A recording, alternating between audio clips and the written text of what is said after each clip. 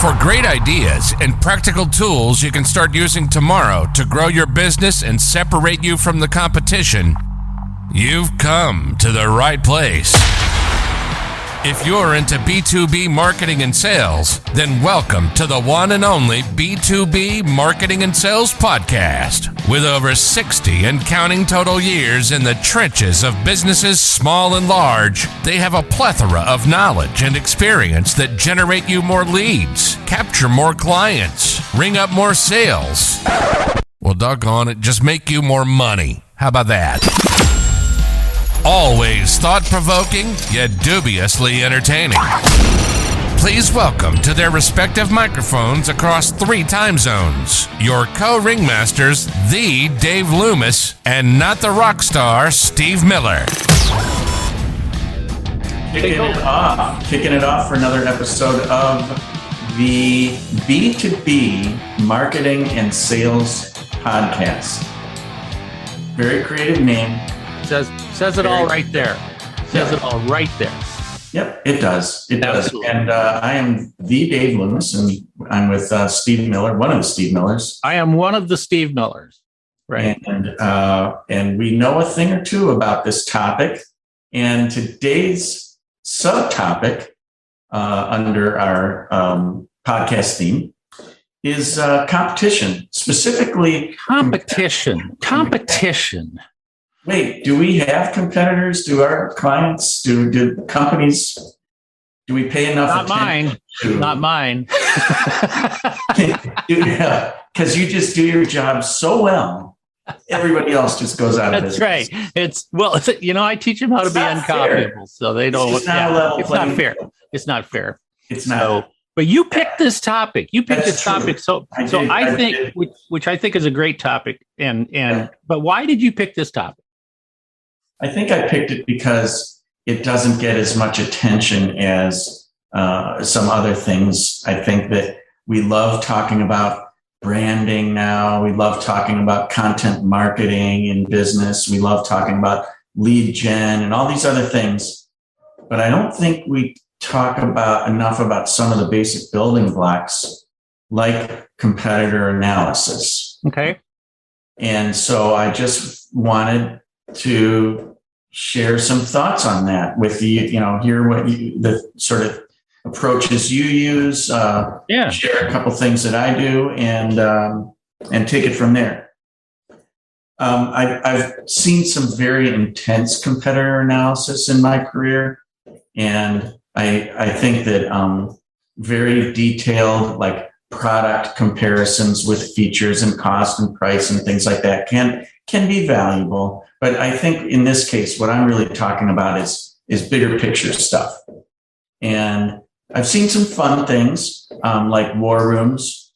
And I've seen some fun exercises where individuals or teams are assigned to sort of be another competitor and to sort of like college football teams, professional football teams, when they are practicing to play an opponent, their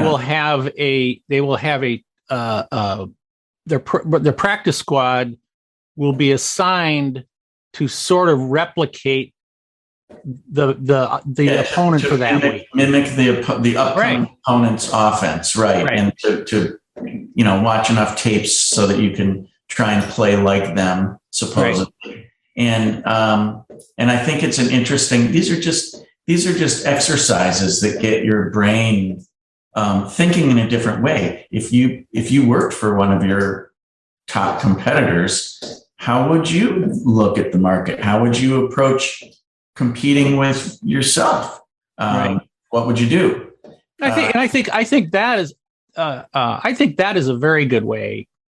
I think that's one of the ways that sometimes I'll have, we'll be having conversations and I'll just say, hey, look, what if the competition hired you away today, then what would you do to compete with the company you're with right now? So I think that's a really good way to look at it. There's another exercise that I thought kind of process that I like to ask people to go through. And that is that if you were a startup, but you got to assume sort of barriers to entry and so forth are overcome. But if you were a startup and you got funded and to go into your business, how would you set things up? And when people start thinking like that, they realize, well, I wouldn't build 5 factories, I'd build 1. And, or I wouldn't actually have a middleman, I'd go direct. Or, basically disruption, because that's how a brand new like startup entrant would approach things, like a disruptor. And so I think that is also an interesting way to think about it. That reminds me, I told you, before we started recording that, I have a pretty simple tool that I teach, but you just now reminded me of another tool that I have too. Okay. It's interesting because I just had this conversation, in fact, with a company that funds startups a couple of days ago.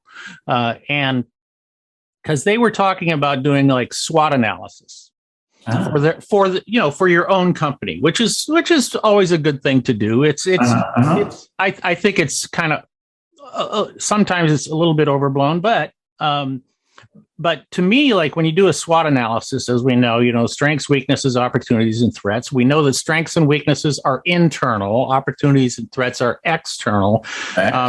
And you go into these conversations, and you go through the strengths, you go through the weaknesses, you go through the opportunities, and there's a lot of discussion about that stuff. And then you get into the threats. And it kind of becomes, and when you say external threats, it's probably the most boring of the 4 because it tends to not really bring anything new to the table. I mean, it's sort of like they'll say, oh, well, weather, pandemic. Right. Or if a lot of your equipment runs on, internal combustion engines, electrification, macro trends, and it can be a threat if you're not prepared. So things like that.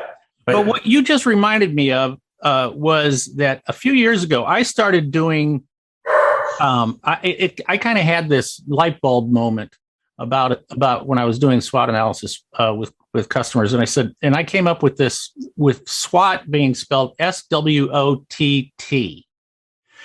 And what I do then is that after we go through the regular threat, analysis, I add the last T, and it's very, very close to what you just talked about. But the way I posture it is I say, okay, now here's the threat, and this is the threat that you can't see.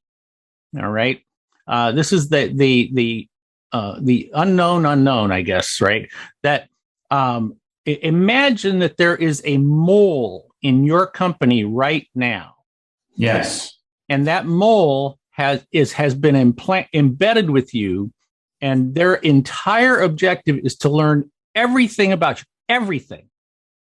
you, and that their objective is that when they get to a point where they have enough information, then they leave you and they go start a new business in a garage somewhere with the sole intention of destroying you, of putting you out of business. Yeah, that's nice. That's great. That's a great thought. It probably gets people it's uplifting.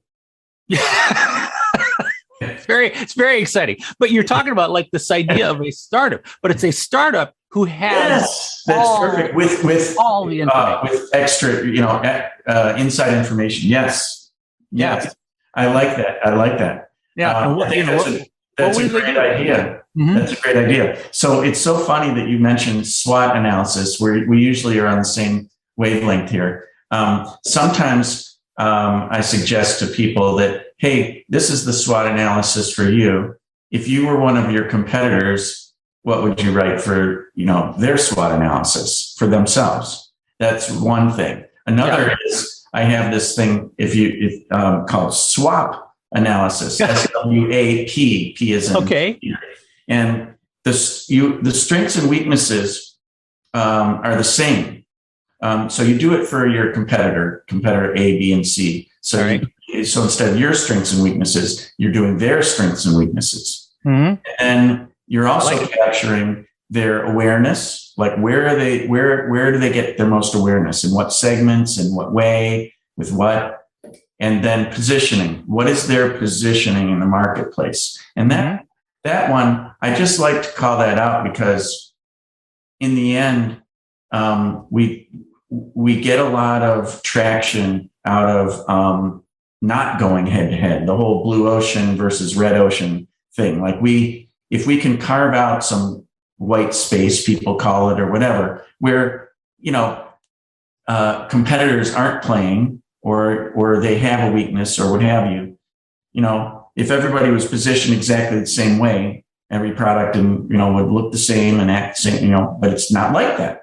Market, there's subtle differences in B2B, B2C, everything. So I like helping people find those differences. Well, I love the way you say that too, because the idea of positioning or the white space or the gaps, right? That maybe somebody doesn't really see. And in a lot of cases, I think, and what I've tried to do with many of my clients is to create the gap. Is create the gap. Say more about that. How would you create the gap? Well, for example, the other technique that you and I were talking about, it's a real simple technique, and it's based on the Benjamin Franklin decision making, or something like that, where how does you draw a line across the top, you draw it down the middle, and then you might have like pluses and minuses. That's kind of what he used for in a decision making. That's his matrix, I guess. Okay. But what I teach is I say, okay, instead of pluses and minuses of you guys, it's just all it is you list your competitor on one side and you on the other side, and you say, what are you promising the marketplace that you're going to deliver to them? And what is it that you're really, really good at that you're telling everybody you're really, really good at? And you just list all of these things down underneath you, right? Yeah. And then you do the same thing for them. What are they promoting? What are they saying they're really good at? And you list everything down the list. Down the paper, right? Now what you do is you go through and you find which of the things on this side and on this side are the same. Okay, you're both promising this. Cross them off. You cross them off. All right, and you do that through the whole list, and then when you're done, you look to see what's left on your side and what's left on their side. And I mean, the worst that can happen, which does happen more than I think people are willing to admit, is that there is nothing left. All right. They're all crossed off because everybody is offering the same stuff. And that's when I say, but what I say is we need to find something that we can put on the list. All right. That is not on their list. Right. Yeah. And that's kind of that gap, that white space you're talking about. And the way I go through that is by, we've all heard the mapping the experience, the customer journey. I mean, all that sort of stuff. What I try to do with that is I expand on that as well. Is I try to get through this. Most companies, when they chart the journey, they think in terms of they chart the buying journey. Okay, what is it that they're going through what are the steps they're taking in the buying process? Okay? Right. And I say I teach people, number one, no, you are mapping or charting, with what I prefer to call it charting. You are charting every contact they have with you, every communication that they have with you. Yes. And whether it's they see a banner ad or whether they get an email from you or, whatever, all that stuff, everything that they have with you. And from even when they become a customer or become a client, you have all that stuff in there. So it's like they say, okay, well, how do you answer your phone? Right. That's a contact, and that's one of those things. Right. But then what most of the time when we look at this stuff and we look at these contacts, in our journey, they're visible contacts. They're very easy to see. Okay. Yes. I say, you know what? There are a lot of invisible contexts, or there are invisible influences. Yes. That are going on that we don't normally see. And very often, if you start to look for those invisible things, like how does the accounts, how do accounts payable or accounts receivable, how do they communicate with them, right? Absolutely, exactly. Yes, I've done this same thing, and one method that I've seen is if you imagine that a customer's experience is just for the sake of this, a continuous experience from that's sequential, that they're going through a process of something that not buying, they've already bought. But once you engage them, they're doing something. They're either buying the product and using it, in which case they still stay in touch with you for certain things, or it's a service and they're definitely in touch with you for certain things. And a way to do that is to chart all of the visible things sort of along the top of a page, and and have a dotted line, and then all the invisible things can be below that dotted line, and they're all connected. So you're just going from thing to thing to thing. Sometimes you're going from 2 or 3 visible things in a row, but then you're going down to the invisible thing, which is that invoice or the accounts pay, whatever is happening. And that is a very real thing, because, my book, Marketing is Everything We Do. Yeah. That was sort of the point. Solid point. Solid point. That was, hey, you may work in the plant, but you know what? This is for the customer eventually, and it's an influence. Yeah. Yeah. It doesn't, you could be in shipping. Who knows, right? In fact, there is a company, an online, and I think it's maybe not dog food, but like pet products, and I think it's primarily dog related pet products, right? Okay. Like Chewy or something. Yeah. But it's a smaller company, and they're fighting to get market share and stuff. And they started to do a thing where they invited, when people place orders, in the order form, they have a part where they say, what kind of a dog do you have? And they say, what does your dog like to do? Or something like that. Right. And then the people in the shipping department, they started to do drawings, artwork on the outside of the boxes of that type of dog, having fun or something like that, chasing a ball or chew toy or something, and then signing their name on it. Now, none of these people were professional artists. Right? I mean, so, I ordered some stuff from them one time just because I wanted to see what it was, right? And certainly, and by the time it came to me, I mean, it was, when I got it, it was not a great picture, but it was kind of cool. It was personal. Somebody knew something about you. Yeah. And they drew this and they said, gee, I hope you like this. Thank you very much for doing business with us. And I thought that was pretty darn cool. Mm. And I'm sorry I can't remember the name of that company, because I should be promoting them right now. Right. You should. But that's a great example of the invisible. Yes. Talking about. Yes, absolutely. Or making the invisible visible. Yeah. Yeah. Making it significant.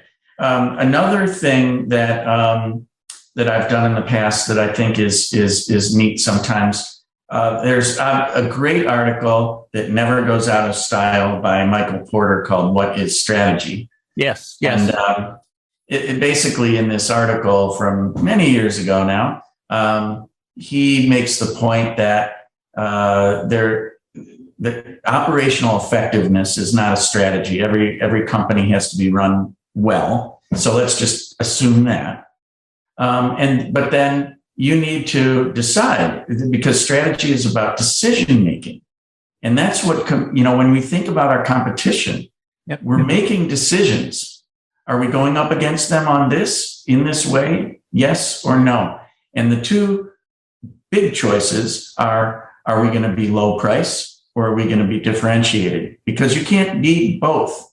in theory, at least in his theory, and I don't think the theory has been disproved in any fashion whatsoever. It really hasn't. It's pretty darn tough to be a differentiated commodity. It's almost contradictory. The term is even contradictory. My friend Dan Kennedy. I don't know if you know who Dan is or not, but he's always said if you can't be the lowest price, there is no strategic advantage to being the second lowest price. Yeah. And you look at it, I mean, evidence is everywhere. And of course, Porter's examples some of them are outdated, of course. But there's examples that every day now. Yeah. So and it's true. So what you could do is you could put a 4-box grid together, and on one axis is. I was wondering when that thing was going to. When is the 4-box grid? We're consultants. We can't help it. Yeah, differentiation and price, and then it's sort of low, high. Right. And then map everybody in there, and then put arrows to just say where does everybody seem to be going. Like it's not static, right? Nobody's staying. Are you becoming more differentiated? Oh my God! Or featuring up, or are they? Have they been lowering their prices? Are they becoming more efficient, and are they coming after us in that way?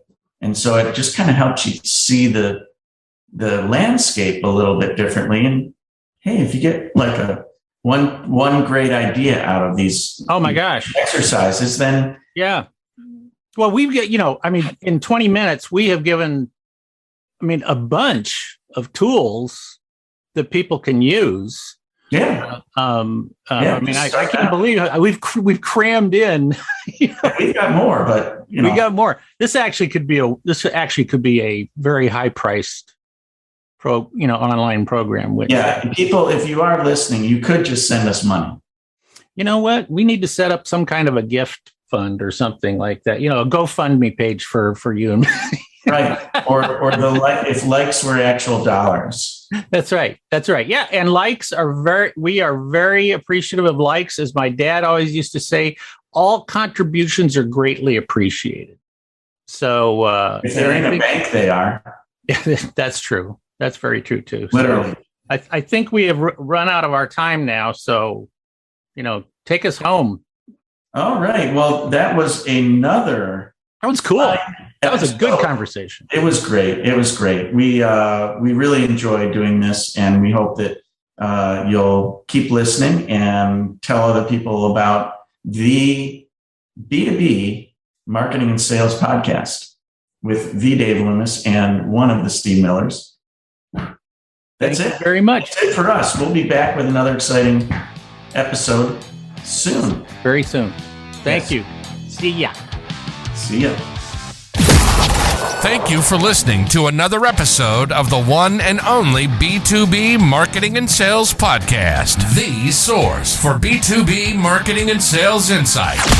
If you enjoyed the podcast, please be sure to subscribe and leave these old guys a 5-star rating. Check the show notes for any links and contact information. You can always contact us by going to b2bmarketingsalespodcast.com. Thank you, and keep on marketing. Keep on selling.